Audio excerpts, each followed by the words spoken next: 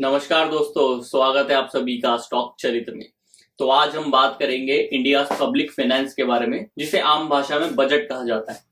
और जानने की कोशिश करेंगे कि जो भारत की जो अर्थव्यवस्था है उसको किस तरीके से जो फाइनेंस मिनिस्ट्री है वो देखती है। फाइनेंस मिनिस्ट्री के कौन कौन से डिपार्टमेंट है जो उसको अलग अलग तरीके से मैनेज करते हैं, और साथ में जो भारत की अर्थव्यवस्था है वो है, हम एक इंडिविजुअल, एक नागरिक जो इस देश में रह रहा है उसके साथ कंपेयर करने की कोशिश करेंगे कि दोनों में क्या समानता है। तो चलिए चर्चा शुरू करें। तो सबसे पहले अगर हम बात करें कि भारत की अर्थव्यवस्था का साइज कितना है, तो अभी जो रीसेंट एस्टिमेट्स आए हैं उसके अनुसार 3.1 ट्रिलियन डॉलर की हमारी इकोनॉमी है। तो लगभग अगर हम इसे रुपीस में बात करें तो 230 लाख करोड़ के आसपास का हमारा टोटल इकोनॉमी। अब इसको आम इंसान की भाषा में बात करें, सपोज एक व्यक्ति है, उसने जिंदगी भर कुछ काम किया और वो 40 से 1 साल की उम्र के आसपास का है, तो उसने अपना घर बना लिया, उसका कुछ बैंक बैलेंस है, उसके पास गाड़ी है, तो टोटल उसकी जो संपत्ति है हो सकता है 1 करोड़ के आसपास की हो। लेकिन जो उसकी सैलरी है, वो सैलरी उसकी अगर 20 लाख रुपए है, तो वो अगले साल के लिए जो खर्चा निकालता है अपना, कि वो कितना खर्च करेगा, कैसे सेव करेगा, उस जो 20 लाख रुपए उसके पास आएंगे उसको कैसे टैक्स में देगा, ये सारी चीजों के बारे में वो जो सोचता है उसको वो बजट कहते हैं। अब उसके पास पूरी संपत्ति तो 1 करोड़ की थी, लेकिन उसने जो बजट बनाया वो सिर्फ उसी पैसे को बनाया जो वो अगले साल में कमाने वाला है। ऐसे ही सरकार का भी है। तो सरकार क्या करती है, वो 230 लाख करोड़ के बारे में नहीं सोचेगी, वो ये सोचेगी कि अगले साल जो उनके रहेगा उसमें उनके पास कितना रेवेन्यू आएगा। अब रेवेन्यू की बात करें तो रेवेन्यू 2 तरीके का हो सकता है, पहला टैक्स रेवेन्यू, दूसरा नॉन टैक्स रेवेन्यू।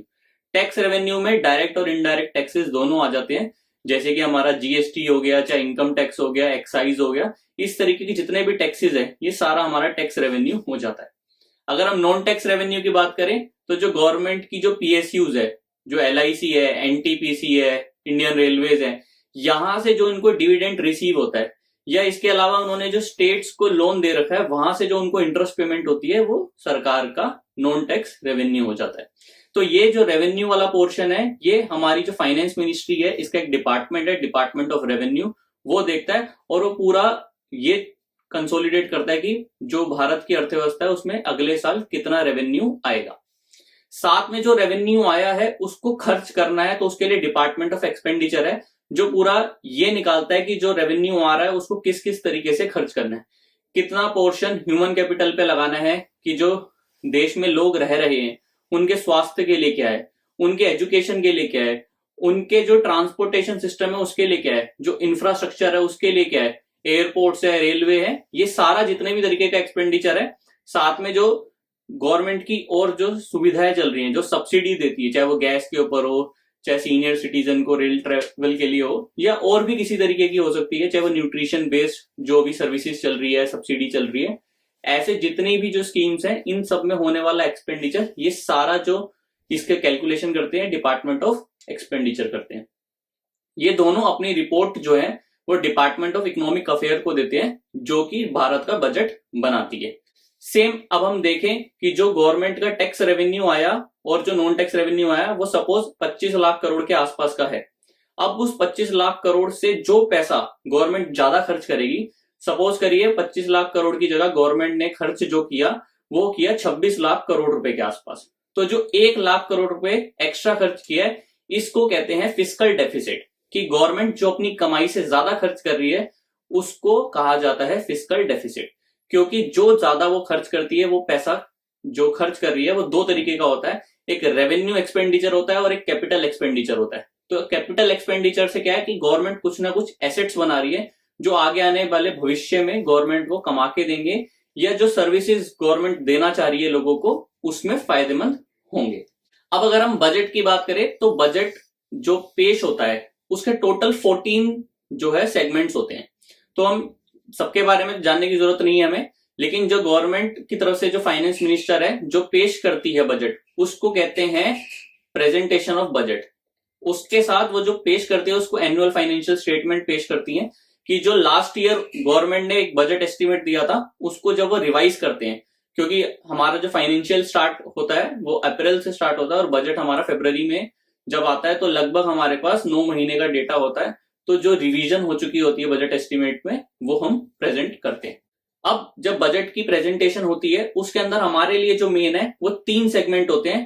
पहला डिमांड ऑफ ग्रांट, सेकंड हमारे लिए जो इंपॉर्टेंट है appropriation bill, and third is finance bill. तो जो डिमांड ऑफ ग्रांट है और जो अप्रोप्रिएशन बिल है, ये दो चीजें मिला के क्या करती हैं कि जो गवर्नमेंट के 3 अकाउंट होते हैं बेसिकली, पहला कंसोलिडेटेड फंड ऑफ इंडिया, दूसरा पब्लिक अकाउंट, तीसरा कंटीजेंसी। तो जो भी खर्चा होता है, गवर्नमेंट जो भी खर्चा करती है वो कंसोलिडेटेड फंड ऑफ इंडिया में से करती है। अब कंसोलिडेटेड फंड ऑफ इंडिया में से जो भी पैसा गवर्नमेंट को खर्च करना है उसके लिए उन्हें डिमांड रेज करनी पड़ती है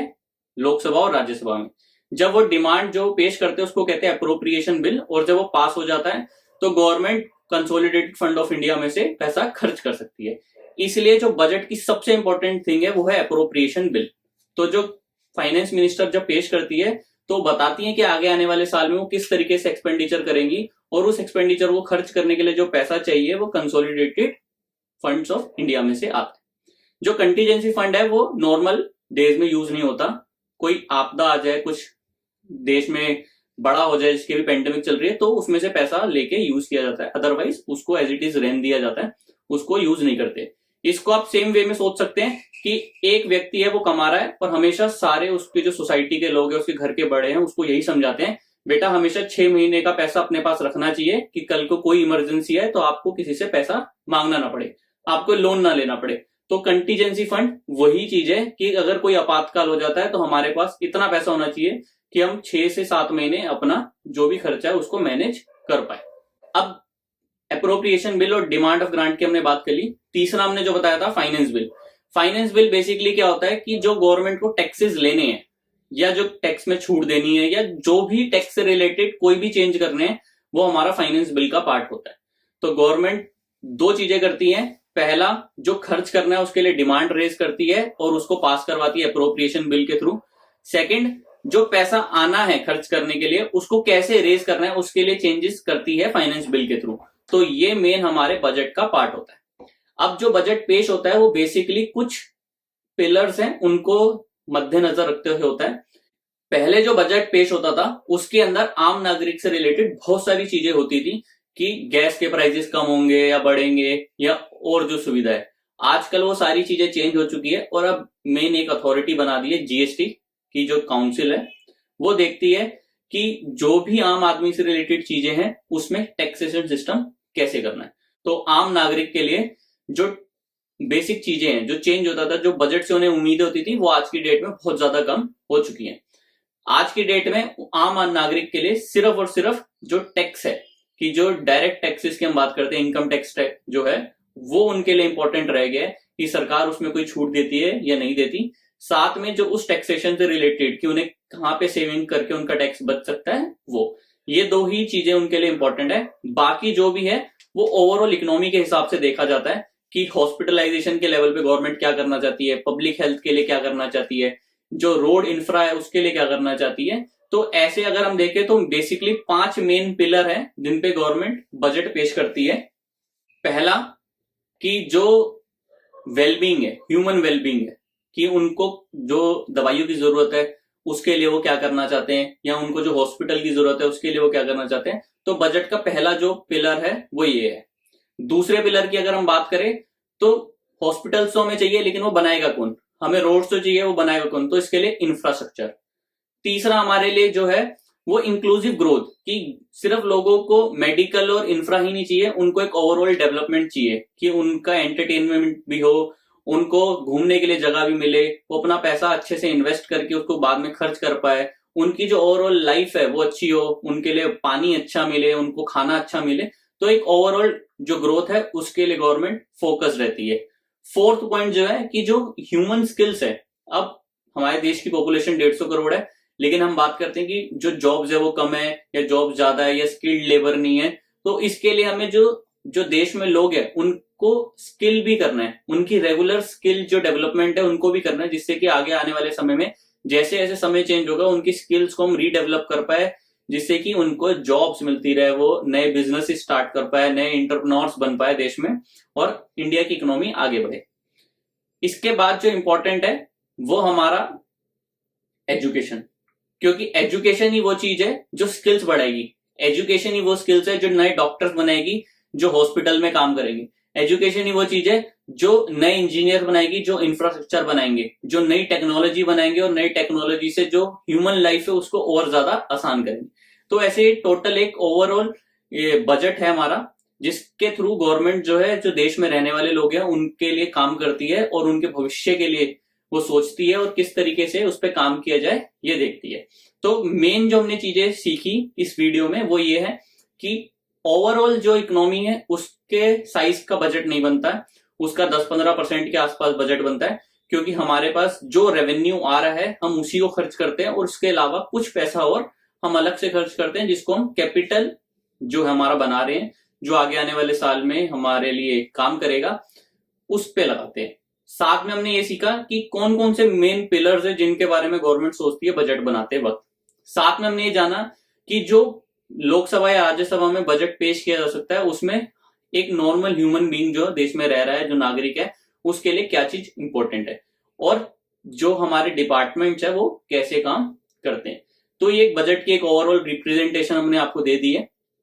आगे आने वाली वीडियो में हम ये बात करेंगे कि जो गवर्नमेंट बजट लेकर आ रही है आगे आने वाले साल में, उसमें हमें कौन कौन से सेक्टर देखने चाहिए,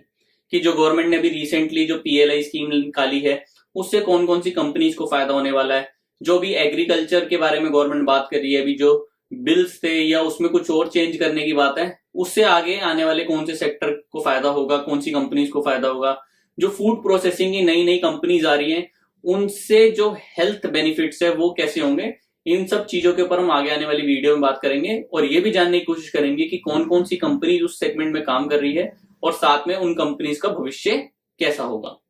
तो अगर आपको हमारी वीडियो पसंद आई हो तो वीडियो को लाइक जरूर करिए, हमारे चैनल को सब्सक्राइब करिए और आप हमारी वेबसाइट पे भी जा सकते हैं www.stockcharitra.com। वहां पे एक ओवरऑल हमारा देख सकते हैं कि किस तरीके से स्टॉक चरित्र काम करता है और हमने थोड़े दिन पहले एक वीडियो भी बनाई थी कि स्टॉक चरित्र क्या है और इसको स्टार्ट करने का क्या एक रीजन था। तो आप उन सब चीजों से जान सकते हैं कि एक स्टॉक चरित्र क्या है। साथ ही साथ अभी हमने एक बेसिक ज्ञान की सीरीज भी स्टार्ट करी थी जिसमें हमारी 26 वीडियो आ चुकी है। तो उससे जो एक नया व्यक्ति है जो मार्केट में जुड़ रहा है, वो जानना चाहता है कि मार्केट कैसे काम करती है, टेक्निकल एनालिसिस क्या होती है, उनके लिए हमने एक बेसिक ज्ञान की सीरीज जो है स्टार्ट करी है। उसको भी देख के आप अपनी नॉलेज को बढ़ा सकते हैं और जिससे कि आपका जो डिसीजन मेकिंग है वो और ज्यादा अच्छा हो सकता है। Thank you, have a nice day.